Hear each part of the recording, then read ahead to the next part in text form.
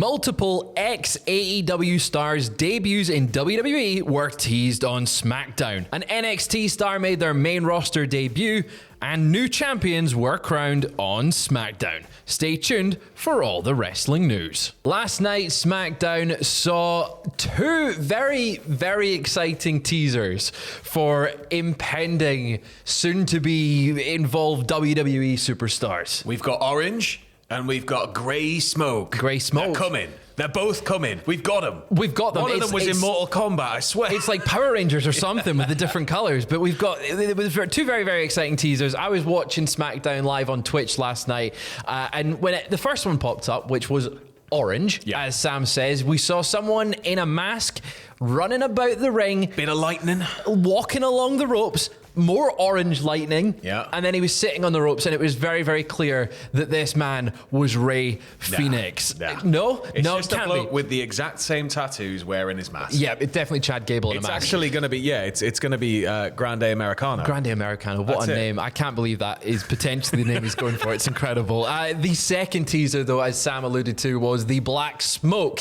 Keyword being black. It's Lost. It's the monster from John Locke. John Locke is debuting in WWE. Tell you, I've been watching Lost again, so that hits Don't you tell definitely me what I for can me. and can't do. It's going to be Malachi Black. There was a big 4 showing on the screen. We didn't see any wrestler here, but following SmackDown last night, PWN has reported that these 2 vignettes are indeed for Rey Fenix and Malachi Black, the former AEW stars.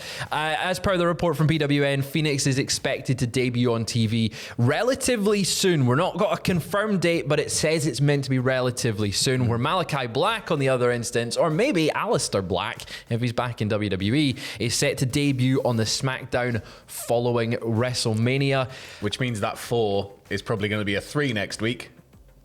Yeah, we're still a wee bit out. We're still a wee bit out. I think we're going to get a date given across different vignettes. Yeah, they might add numbers to it. We heard like footsteps and creepy stuff, and all I want is to hear that big creaky weird thing and the Code Orange theme. For the love of God, for the love of God, he was one of the biggest deals under Triple H ran NXT. Yeah.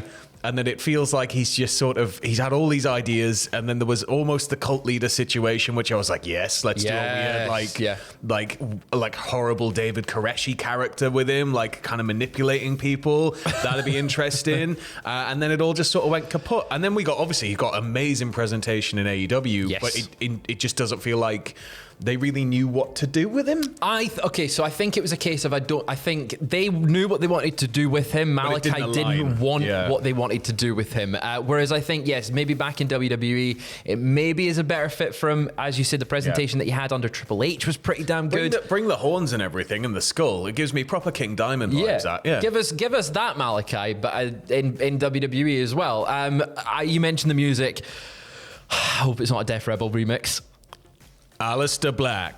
Bum, bum, bum, or it's just someone making the creaking noise. Aleister Black. Creaking door. And it's just, there you go. And he comes out to the ring. But that is in the next few weeks. Don't call him Malachi. No, don't call him Malachi.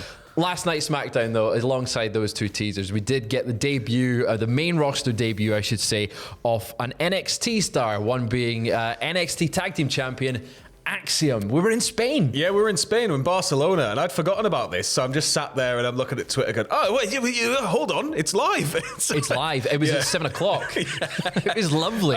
So essentially, he made his debut on the main roster last night, his home country of Spain. He challenged Gunther in a losing effort after the world champion sort of laid down a bit of a challenge to a kid in the back. What could he be doing in there? What was that? You get it? Because he was a kid. But he's also a kid. Yeah. Clever. Yeah. But at the same time, obviously he got a massive, massive response. The crowd were red hot last night. And obviously the hometown hero, home country hero. That's it. So it's a massive deal for them. So it was a really nice moment, right? I thought it was a really good SmackDown as well. Like it gave that, maybe the match of the night for me was their one where it was like Axiom's this guy, the underdog coming in his home country, showing what he can do on the main roster stage. And what a week he has had. He was facing the Hardy Boys earlier this this week. Yeah. Now he's facing Gunther on SmackDown in his home country. Speaking after SmackDown, he says, right now I don't feel good because both those matches that you mentioned, alluding to the Hardys and Gunther, he says, I lost. I did lose against the Hardy Boys. I did lose against Gunther. I feel like I let my entire family down. I feel like I let all my friends down. I feel like I let my tag team partner down tonight. But at the same time tonight, I felt loved. Tonight, I felt hope. One day that I will step back in the ring and I will claim that championship. That one day I will step back in the ring and defeat Gunther. I need to see this rematch. We saw it in NXT UK. Yeah. We saw it last night on SmackDown. I need to see Axiom versus Gunther again. Oh, yeah. I think that this is maybe not a full-blown call-up. Yeah, but right. it's definitely somebody who I see, right, in the main roster before long.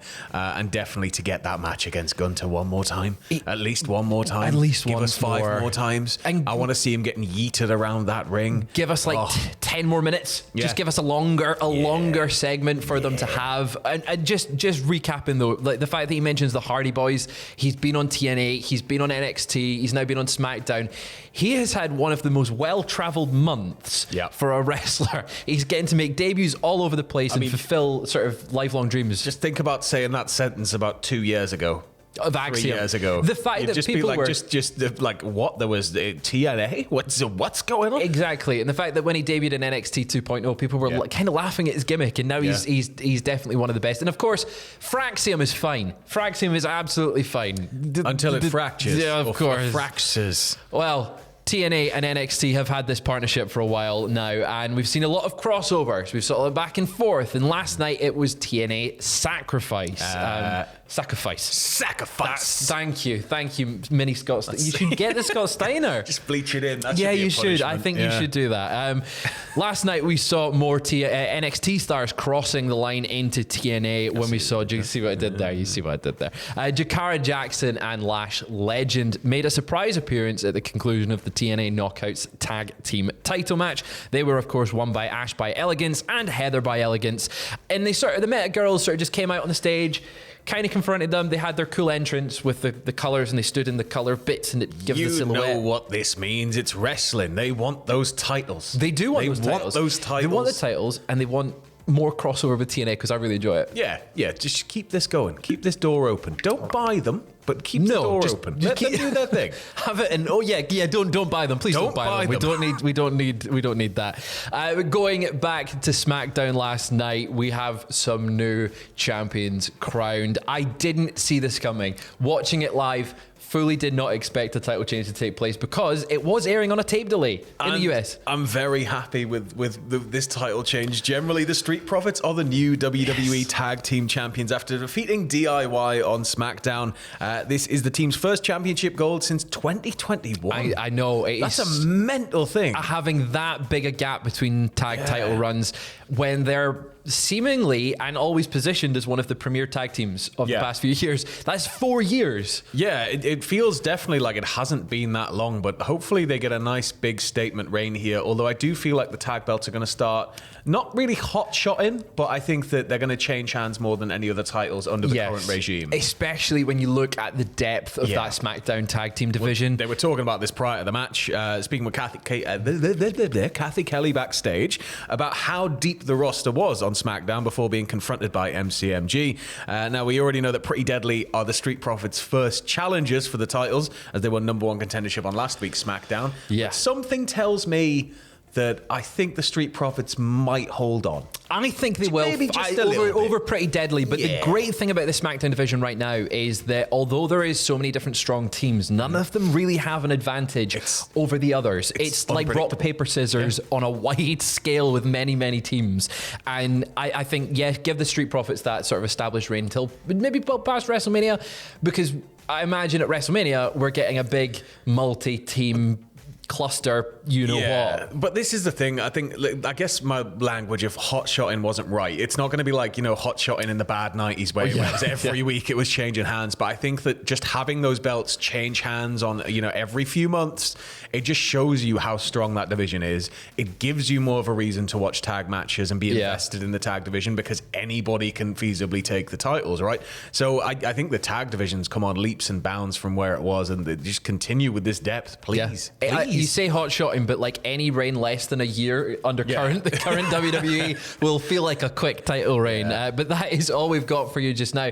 We're quite delirious. We've been awake for a very, very long time. I've been chugging gamer subs all morning to keep me awake. But we will be back later on today with more wrestling news. Don't go anywhere.